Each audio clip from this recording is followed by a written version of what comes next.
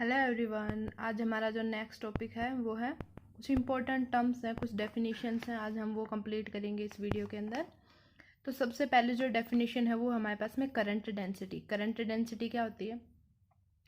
It is defined as the current flowing per unit area. मतलब per unit किसी conductor के अंदर per unit अगर करंट फ्लो कर रहा है, पर यूनिट एरिया अगर करंट फ्लो कर रहा है तो उसको क्या बोलेंगे? हम करंट डेंसिटी बोलेंगे। और करंट डेंसिटी को हम डिनोट किससे करेंगे? इसको हम डिनोट करेंगे कैपिटल जे से डिनोट करेंगे, यानी करंट पर यूनिट एरिया। ये इसका फॉर्मूला है। अब भी बात आती है कि करंट डेंसिटी कौन सी क्वांटिटी है, स्केलर है या वेक्टर है। तो ये कौन सी क्वांटिटी है? It is a vector quantity. कौन सी क्वांटिटी है? ये वेक्टर क्वांटिटी है। और इसके बाद में इसकी यूनिट के बारे में बात करते हैं। तो इसकी एसआई यूनिट क्या है? तो इसकी एसआई यूनिट लिखेंगे हम the unit of current density is, देखो यहाँ से देखते हैं हम, जो करंट है उसकी यूनिट क्या हो जाएगी? एम्पियर। और जो एरिया है इसकी यूनिट क्या हो जाएगी? Metre square. तो इसकी यूनिट क्या हो जाएगी? Ampere per metre square. इसके बाद में जो नेक्स्ट डेफिनेशन है वो है कंडक्टेंस। कंडक्टेंस क्या होता है? The reciprocal of resistance is known as conductance. मतलब रेजिस्टेंस का जो उल्टा होता है उसको क्या बोलेंगे? हम कंडक्टेंस बोलेंगे। और कंडक्टेंस को डिनोट किससे करेंगे? हम कैपिटल जी से। और इसका फॉर्मूला हो जाएगा 1/r, यानी capital G is equals to 1/r।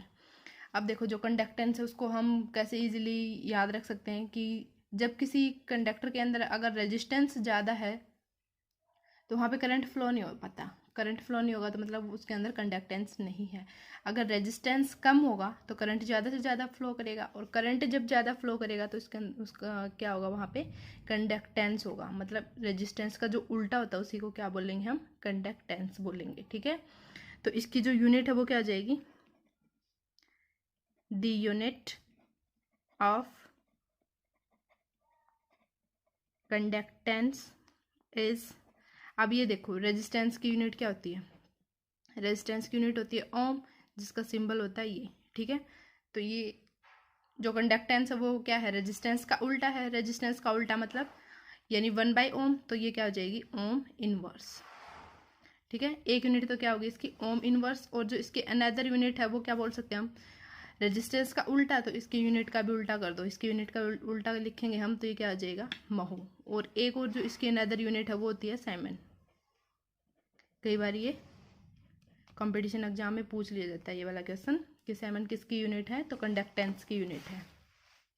जो नेक्स्ट डेफिनेशन है वो है कंडक्टिविटी। जैसे रेजिस्टेंस का उल्टा कंडक्टेंस था तो वैसे ही रेजिस्टिविटी का उल्टा क्या हो जाएगा? कंडक्टिविटी हो जाएगा। ठीक है। The reciprocal of resistivity is known as conductivity. ठीक है। कि रेजिस्टिविटी का जो उल्टा है उसको क्या बोलेंगे? हम कंडक्टिविटी बोलेंगे। और इसको हम डिनोट किससे करेंगे? सिग्मा से डिनोट करेंगे। सिग्मा इज इक्वल टू कितना आ जाएगा? 1/रो। सिग्मा से इसको डिनोट करेंगे। देखो हमने रो का फॉर्मूला किया था कहाँ से? कि रेजिस्टेंस का फॉर्मूला ये पढ़ा था हमने, रो L/A ये पढ़ा था। यहाँ से हम रो का फॉर्मूला कैलकुलेट करते हैं। रो का फॉर्मूला हम कैलकुलेट करेंगे तो क्या आ जाएगा हमारे पास में? RA/L। और इसका उल्टा लेना है। इसका उल्टा लेना मतलब 1/रो। 1/रो करोगे तो ये वाला फॉर्मूला कितना बन जाएगा आपके पास में? L/RA। ये बन गया। अब यहाँ से हम इसकी यूनिट कैलकुलेट करते हैं। इसकी यूनिट क्या आ जाएगी? द यूनिट ऑफ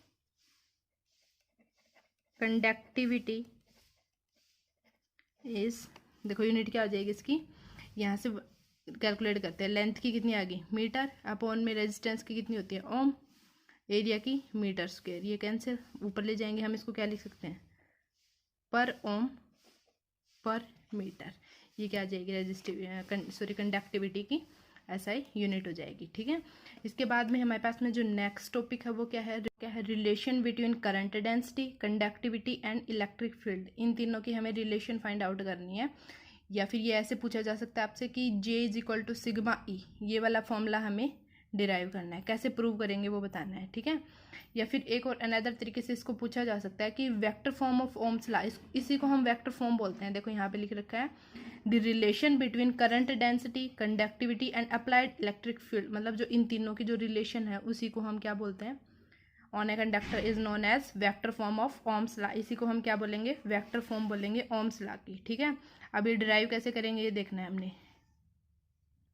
सबसे पहले हमने एक ड्रिफ्ट वेलोसिटी की और करंट की एक रिलेशन फाइंड आउट की थी, वो याद होगी आपको कि हमने ये वाली रिलेशन फाइंड आउट की थी, I is equal to NE/AV/d, ठीक है। ये इक्वेशन हमारे पास में फर्स्ट है, ठीक है। और ड्रिफ्ट वेलोसिटी का फॉर्मूला हमने कैलकुलेट किया था E टो अपॉन में m, ये इक्वेशन सेकंड। ये वाला फॉर्मूला हमने कई जगह पे ऐसे यूज कर रखा है, EV टो अपॉन में ML, क्योंकि जो पोटेंशियल और बाय लेंथ है इसको हम इलेक्ट्रिक फील्ड पुट कर सकते हैं ना, क्योंकि हमें यहाँ पे इलेक्ट्रिक फील्ड चाहिए तो हमने यहाँ पे E पुट कर रखा है इसको, ठीक है। ये इक्वेशन सेकंड है, तो यहाँ पे लिखेंगे हम put equation 2 in equation first, we get, अगर 2 को हम फर्स्ट में पुट करते हैं तो क्या आएगा हमारे पास में, I इज इक्वल टू, देखो क्या आ जाएगा, VD की वैल्यू हम इस फॉर्मूले में पुट कर देंगे। इस फॉर्मूले में जब पुट करेंगे तो हमारे पास में क्या आएगा, सॉल्यूशन देखो, NE/A, VD की वैल्यू पुट करो यहाँ पे EE टो बाय M, ये बन गया हमारे पास में फॉर्मूला। अब यहाँ से देखो एक चीज़ देखो, यहाँ पे हमने कल एक जो इससे लास्ट वीडियो की थी हमने, उसके अंदर एक फॉर्मूला ड्राइव किया था हमने रेजिस्टिविटी का, जो वो फॉर्मूला क्या था हमारे पास में, rho is equal to M upon में NE² टो, ये वाला फॉर्मूला हमने कल डिराइव किया था, ठीक है। अगर मैं इस रेजिस्टिविटी का उल्टा करूँ, इस रेजिस्टिविटी का उल्टा करेंगे तो कैसे लिखेंगे हम, 1/ρ लिखेंगे, और ये वाला फॉर्मूला क्या हो जाएगा, NE² टो बाय M, ये बन जाएगा ना, क्योंकि हम ये वाला फॉर्मूला इसके अंदर यूज करेंगे। देखो ये वाली इक्वेशन क्या बनेगी आपके पास में, I is equals to NE²,